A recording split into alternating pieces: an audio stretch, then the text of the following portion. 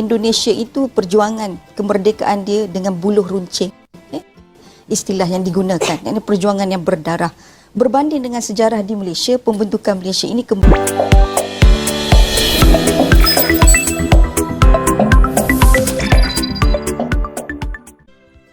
Assalamualaikum warahmatullahi wabarakatuh. Halo teman-teman, jumpa lagi di Aryan M Channel. Oke, buat teman-teman yang klik video ini, seperti biasanya, saya harapkan mudah-mudahan teman-teman masih dalam kondisi sehat walafiat. Dan jangan lupa dukung channel ini dengan cara like, juga subscribe. Baik, di kesempatan kali ini saya akan ajak teman-teman untuk melihat sebuah video dengan judul Warga Malaysia Bahas Patriotisme dan Konsep Negara Bangsa versi Malaysia dan Indonesia. Satu video diambil dari Atanwa Media. Oke, sebelum kita berkomentar, kita akan lihat dulu seperti apa videonya. Indonesia itu perjuangan kemerdekaan dia dengan buluh runcing. Istilah yang digunakan, ini perjuangan yang berdarah. Berbanding dengan sejarah di Malaysia, pembentukan Malaysia ini Jangan lupa like ya, like, subscribe Atanwa Media. Assalamualaikum warahmatullahi wabarakatuh. Halo, kembali bersama dengan kami di channel ini. Semoga semuanya dalam keadaan sehat walafiat dan selalu diberikan rahmat oleh Yang Maha Kuasa. Amin. Oke, ada video yang mengulas tentang patriotisme, kemerdekaan dan konsep negara bangsa Malaysia, kemudian membandingkannya dengan Indonesia. Dan mari kita tonton dulu video-videonya. Dalam konteks patriotisme, Soekarno sekalipun meletakkan kuasa untuk negara bangsa. Dalam konteks patriotisme, kita melihat ada yang sanggup mengorbankan nyawa dan juga harta demi negara bangsa. Dalam konteks itu, saya nak minta pandangan intelektual dua untuk melihat pada bagaimana mungkin kita melihat ke arah pembentukan politik baru sebagai sesuatu yang perlu sinonim dengan takrif, definisi dan ideologi negara bangsa era Kurun ke-21, kerana ia perlu jiwa besar bagi memasukkan runtunan-runtunan bicara wara atau diskurs yang kita sebutkan tadi. Tadi Kamarul ada menyentuh persoalan bagaimana Indonesia yang dilihat sebagai negara bangsa. Pada saya, kita juga tidak boleh lari pada sejarah. Indonesia itu perjuangan kemerdekaan dia dengan buluh runcing. Istilah yang digunakan, ini berdarah. Berbanding dengan sejarah di Malaysia, pembentukan Malaysia ini, kemerdekaan Malaysia ini penuh dengan bargaining and negotiation. Penuh dengan tawar-menawar, penuh dengan perdamaian, toleransi. Sehingga kalau kita merujuk kepada pembentukan parti politik sendiri, kita tidak boleh lari bahawa pembentukan perikatan itu menerusi Community Liaison Committee balik di tahun 1949 dulu. Itulah sebenarnya membentuk DNA Politik Alliance di Malaysia. Dan persoalan Kamarul, adakah kita boleh mengubah landscape politik ini, governance ini kepada sesuatu yang lebih united? Itu adalah satu, pada saya, agak impossible ya. Kerana sejarah pembentukan DNA Malaysia sendiri itu ialah unity in diversity. Ya, pembentukan suatu negara memang tak lepas dari sejarah dan DNA berdirinya sebuah negara, yang mana di dalamnya menaungi berbagai suku bangsa yang berbeda dan disatukan dalam satu kesatuan. Dan bagaimana konsep bangsa serta kemerdekaan versi Malaysia? Saya nak tanya pendapat Puan mengenai konsep bangsa Malaysia dilaungkan oleh generasi sekarang ni. Sebab yang kita bincangkan tadi adalah bangsa Melayu. Apa pandangan Puan tentang bangsa Malaysia ni? Bangsa Malaysia ni bukan sepatutnya. Bangsa Malaysia ni tidak boleh ada. Ya, tidak boleh ada, nombor satu. Nombor dua, mustahil kita boleh adakan bangsa Malaysia.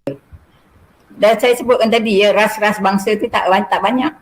Katalah bolehkah mereka sebelah New Zealand? Tak ada dalam buku mana pun yang katakan bangsa New Zealand. Bangsa Singapura, adakah bangsa Singapura? Tak ada. Because pecahan ras bangsa ni dia terjadi, saya sebut tadi, akibat daripada evolusi pembentuk yang lama. Itu nombor satu. Nombor dua, untuk nak jadikan bangsa yang satu bangsa ni, dia punya ciri-ciri, banyak ciri-ciri mereka sama. Keserasian apa tu sama. Dengan bangsa asing kita susah nak sama. Susah. Nombor satu, agama. Nombor dua, pemakanan. Jadi susah nak sama, nak katakan bangsa tu bangsa Malaysia susah. Jadi kalau itu nombor satu. Nombor dua, kalau kita sebut sebagai satu bangsa, kenapa ada sekolah Cina, kenapa ada sekolah India, kenapa ada sekolah Arab and all those things. Jadi itu pemecahan ya, pembahagian kepada bangsa-bangsa tu pun dah apa orang kata obvious sangat ya.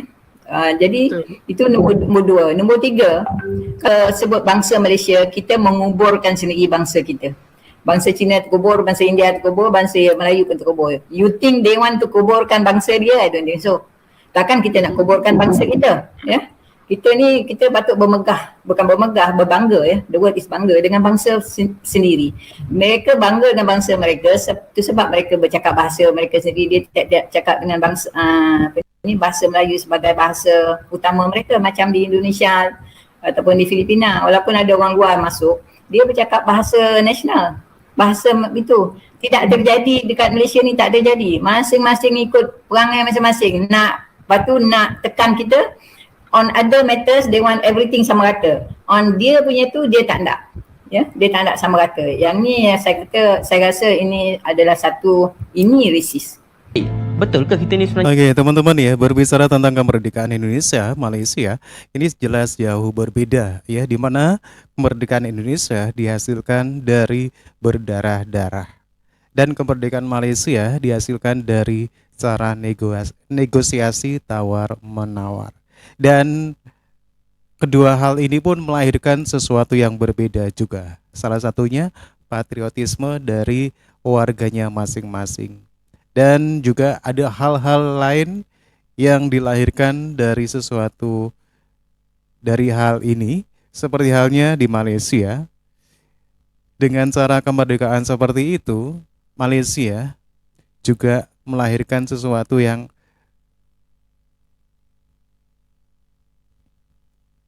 merdeka. Adakah kita merdeka hanya dari segi fizikal luaran, tapi dari segi dalaman kita masih lagi memeluk ideologi luaran. Kita tidak mengamalkan Islam itu secara syumul. Kita masih lagi mempertikaikan ketuhanan bangsa kita, dan Melayu sendiri itu yang menentang ketuhanan bangsa itu dengan bersikap apologetik kepada bangsa-bangsa lain. Di manakah rasa merdeka itu? Adakah kita bangga dengan kemerdekaan kita?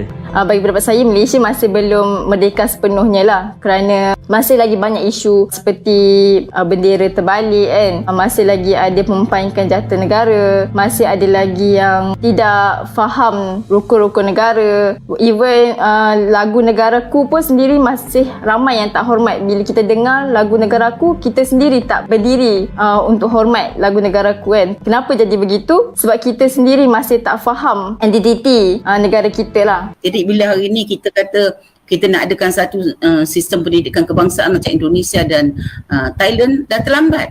Mereka lakukan itu sebelum merdeka. Thailand dibuat dalam tahun 1932. Indonesia masih tak merdeka, satu bangsa, satu negara, satu bahasa. Sumpah Pemuda di 1928. Jadi bagi saya, benda itu dah dilakukan dulu. Tapi kita nak lakukan sekarang. Sedangkan kita dah biarkan dia bergerak dengan begitu laju, pantas. Dan sekolah-sekolah Cina kita tengok lebih hebat daripada sebuah universiti, sebuah polis kerajaan. Bagaimana mereka nak disalahkan, ya? Tapi mereka pun sebenarnya memang desak perkara itu, dan kedudukan politik atau pemimpin politik kita membiarkan perkara itu.